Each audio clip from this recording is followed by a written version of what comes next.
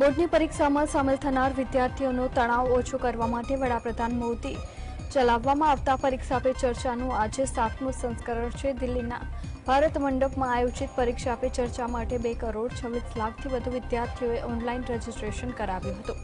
ભારત મંડપમાં 4000 વિદ્યાર્થીઓ અને વાલીઓ પીએમ મોદી સાથે વાતચીત કરશે અને પરીક્ષા પે ચર્ચા દરમિયાન વડાપ્રધાન મોદી વિદ્યાર્થીઓ ઉપરાંત શિક્ષકો અને વાલીઓને પણ પરીક્ષાની તૈયારીઓમાં સામેના પડકારો પર ટિપ્સ આપતા હોય છે।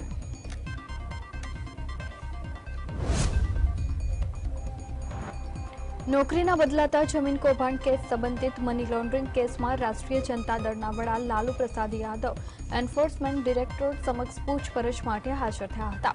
ઈડી આ કેસમાં પૂછપરછ માટે લાલુ યાદવને સમન્સ પાઠવ્યું હતું અને કેન્દ્રીય તપાસ એજન્સીએ લાલુ પ્રસાદને 29મી જાન્યુઆરીએ હાજર થવા માટે કહ્યું હતું, જ્યારે તેજસ્વીને 30મી જાન્યુઆરીએ બોલાવવામાં આવ્યું છે। ઈડીની એક ટીમ લાલુ યાદવની પત્ની અને બિહારના મુખ્યમંત્રી રાબડી દેવીના પટના સ્થિત નિવાસસ્થાને સમન્સ પાઠવા ગઈ હતી।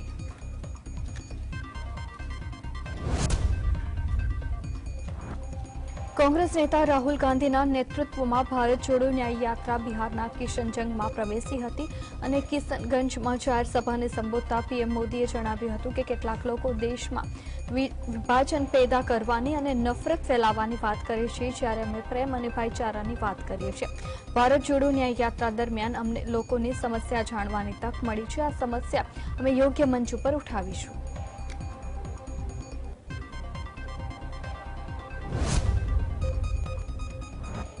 કર્ણાટકના મંડ્યા જિલ્લાના કેરાગોડુ ગામમાં સ્થિત વહીવટીતંત્રની ટીમે 108 ફૂટ ઊંચા સ્તબ્ધ પર લહેરાવ્યો હતો ભગવો અને વિરોધ પ્રદર્શન કરવામાં આવ્યું હતું, જેને લઈને જિલ્લા સુરક્ષા વધારી દેવામાં આવી છે। ભાજપ અને જનતા દળ સેક્યુલર આ ઘટનાના વિરોધમાં રેલી કાઢી હતી। બનાવ બાદ ગામમાં 144 લાગુ કરી દેવામાં આવી છે અને મોટી સંખ્યામાં પોલીસ બળોને તૈનાત કરવામાં આવ્યા છે। કેન્દ્રીય મંત્રી અને તેલંગાણા ભાજપ પ્રમુખ જી કિશન રેડ્ડીએ જણાવ્યું કે હૈદરાબાદ શહેરના અનેક ક્ષેત્રોની મુલાકાત લીધી, પરંતુ ઘણા વિસ્તારોમાં લોકોને પાયાની સુવિધા પણ ઉપલબ્ધ કરાવવામાં આવી નથી। બીઆરએસ પાર્ટીએ 10 વર્ષ સુધી ગરીબ લોકોને છેતર્યા અને હવે કોંગ્રેસની સરકાર બન્યા પછી તેમાં કોઈ સુધારો થવાનો નથી। ઘણા વિસ્તારમાં 6 મહિના સુધી સ્ટ્રીટ લાઇટનું સમારકામ થતું નથી। સ્વચ્છતા અને પીવાના પાણીની યોગ્ય વ્યવસ્થા ઉપલબ્ધ કરાવવામાં આવતી નથી। ઇઝરાયલ અને હમાસની જંગ વચ્ચે અમેરિકા માટે મોટી મુશ્કેલી ઊભી થઈ છે। જોર્ડનમાં અમેરિકી એરબેઝ ઉપર કરાયેલા હુમલામાં 3 અમેરિકી જવાનોના મોત થયા હતા અને સિરિયાથી લઈને ઇરાક અને જોર્ડનમાં પણ અમેરિકા સૈન્ય છાવણીઓ પર હુમલા થયા હતા। ઈરાન સમર્થિત હથિયારધારી સમૂહે આ હુમલો કર્યો હોવાનું મનાઈ રહ્યું છે અને જોર્ડનમાં જે સ્થળે અમેરિકી એરબેઝ છે તે વિસ્તારની હદો સિરિયાને અડીને આવેલી છે અને આ હુમલો સિરિયામાંથી કર્યો હોવાનું માનવામાં આવી રહ્યું છે। ઉત્તર પૂર્વીય જોર્ડનમાં કરાયેલા હુમલામાં 3 સૈનિકો માર્યા ગયા છે। રાજકારણમાં કોઈ કોઈનો કાયમી મિત્ર કે શત્રુ હોતો નથી, આ વાત ફરી એકવાર સાચી પડી છે। બિહારના રાજકીય સમીકરણોમાં થયેલા ફેરફાર આ વાત સૂચવે છે। એક સમયે વિપક્ષી ઇન્ડિયા ગઠબંધનના કન્વીનર પદના ઉમેદવાર માનવામાં આવતા નીતિશ કુમાર હવે બિહારમાં ફરીવાર ભાજપ સાથે ગઠબંધન કરી નવી સરકાર રચવા જઈ રહ્યા છે। લગભગ 1 વર્ષ પહેલા ભાજપ અને જેડીયુના ટોચના નેતા એકબીજા વિરુદ્ધ કટ્ટર નિવેદનબાજી કરતા હતા, પરંતુ આજે સ્થિતિ બદલાઈ ગઈ છે। બિહારમાં રાજકીય સમીકરણો બદલાયા બાદ આરજેડી પાર્ટીના નેતા તેજસ્વી યાદવે જણાવ્યું છે કે વર્ષ 2024માં જેડીયુ ખતમ થઈ જશે અને 17 મહિના માટે પ્રદેશમાં અમારી સરકાર હતી। અમારા મંત્રીઓ પણ કામ કર્યું છે અને લોકોને નોકરી આપી છે, જેથી અમે પણ આ બાબતમાં શ્રેય લઈશું। જે મુખ્યમંત્રી કહેતા હતા કે લોકોને નોકરી આપવી અશક્ય છે, અમે સત્તાના સમયગાળામાં નોકરીઓની જાહેરાત કરી હતી। તેમણે 17 વર્ષ સુધી શાસન કર્યું અને જેમની સામે મહાગઠબંધનની સરકારે 17 મહિના કામ કર્યું છે। વિપક્ષી ઇન્ડિયા ગઠબંધન હજુ પણ મજબૂત છે, જે પણ થાય છે એ સારા માટે થાય છે। બિહારના મુખ્યમંત્રી નીતિશ કુમારનો જૂનો વિડીયો વાયરલ થયો છે કે જેમાં નીતિશ કુમાર હુંકાર કરે છે કે આ જનતામાં તો હું ફરી ભાજપ સાથે હાથ નહીં મિલાવું અને નીતિશનો દાવો કર્યો છે કે અટલ બિહારી વાજપેયી, લાલકૃષ્ણ અડવાણી અને મુરલી મનોહર જોશીના સમયમાં ભાજપના નેતા જમીન ઉપર હતા, જ્યારે હાલની નેતાગીરી અહંકારમાં છે। નીતિશે 2017માં આરજેડી સાથે જોડાણ તોડી નાખ્યું હતું। બિહારના રાજકીય સમીકરણોમાં ફેરફાર થયો છે ત્યારે આ ભાજપના નેતા ગિરિરાજસિંહે જણાવ્યું છે કે રાજીનામું આપવા બદલ હું નીતિશ કુમારનો આભાર વ્યક્ત કરું છું. તેમની ગમે તે મજબૂરી હોય, પરંતુ છેલ્લા 1.5 વર્ષમાં જંગલરાજ 2 જેવી સ્થિતિ સર્જાઈ હતી અને તેના પગલે પ્રદેશના લોકો હેરાન થઈ ગયા હતા.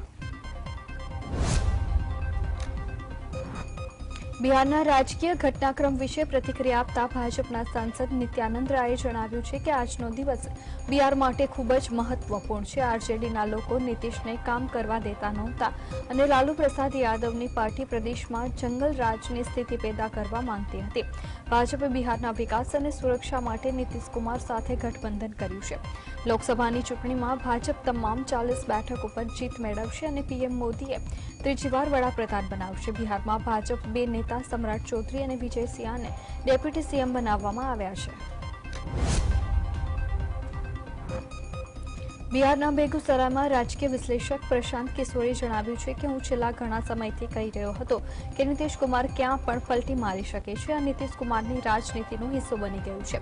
નીતિશ પલટુ મારશે અથવા પલટુ મારના સરદાર છે. આ વાત તો લોકો વર્ષોથી જાણે છે. તેમણે દાવો કર્યો છે કે આજની ઘટનાએ દર્શાવ્યું છે કે બિહારના તમામ રાજકીય પક્ષો પલટુ મારશે અને થોડા સમય પહેલા ભાજપના નેતા કહી રહ્યા હતા કે નીતિશ કુમાર માટે ભાજપના દરવાજા બંધ છે. ભાજપના જે નેતાઓ અગાઉ નીતિશ કુમારની ટીકા કરતા હતા, હવે તેમને સુશાસનના પ્રતીક દર્શાવવા લાગે છે. બિહારમાં નીતિશ કુમાર આરજેડી અને કોંગ્રેસનો સાથ છોડીને ફરી ભાજપ સાથે સરકાર રચતા ભાજપની નેતાગીરી ખુશ છે, પરંતુ ચિરાગ પાસવાન અને પશુપતિ પારસ સહિતના સાથી પક્ષો નારાજ છે.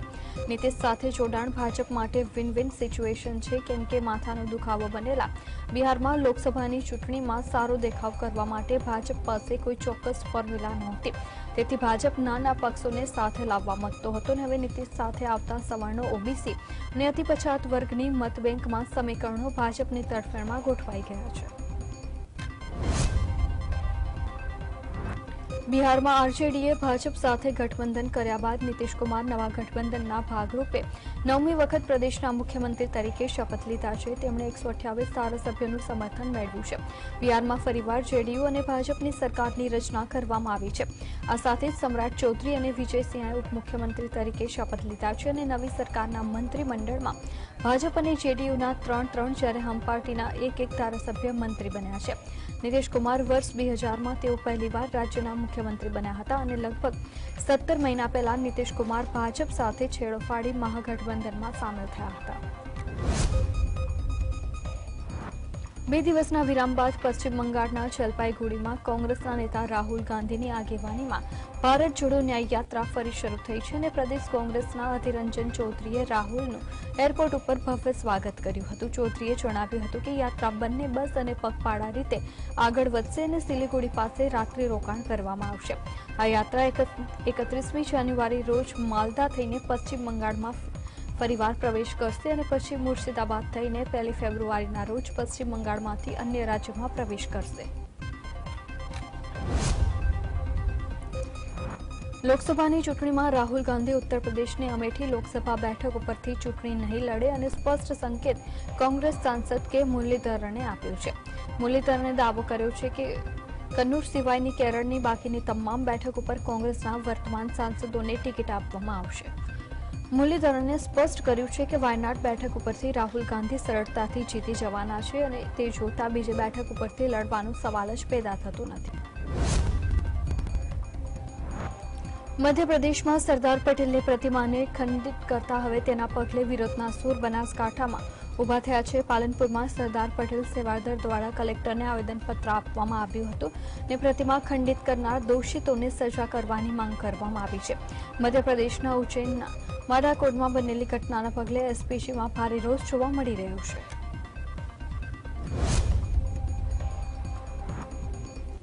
મધ્યપ્રદેશના ઉજ્જૈનમાં સરદાર પટેલની પ્રતિમાને ખંડિત કરવા બાબતે મહેસાણા પાટીદાર એસપીજી દ્વારા વિરોધ કરવામાં આવ્યો હતો.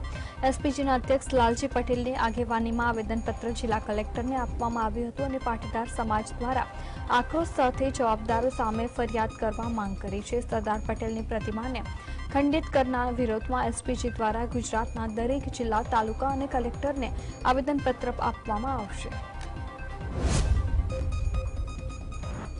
કેન્દ્રીય વિદેશ મંત્રી જયશંકર રાત્રિના વડોદરા પહોંચ્યા હતા અને વડોદરાના સાંસદ રંજનબેન ભટ્ટ, ધારાસભ્ય સ્થાયી સમિતિ ચેરમેન ડોક્ટર શીતલ મિસ્ત્રી અને સંગઠનના હોદ્દેદારો હાજર રહ્યા હતા.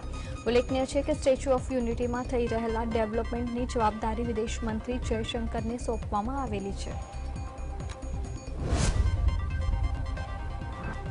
સુરતમાં સિટી બસના ચાલકો બસને ચાલુ રાખીને આરામ ફરમાતા હોય તેવો વિડીયો ખુદ પાલિકાના જ પૂર્વ કોર્પોરેટર દિનેશ કાછડિયાએ વાયરલ કર્યો છે. બપોરના સમયે બસને ચાલુ કરીને ખોટી રીતે ડીઝલનો ધુમાડો કરવામાં આવી રહ્યું છે. બસ ચાલકો બસને ચાલુ કરીને આરામ કરે છે અને આવા સમયે ચાલુ બસ દરમિયાન સ્ટીયરિંગ સરકી જાય તો અકસ્માતનો પણ ભય રહેલો છે.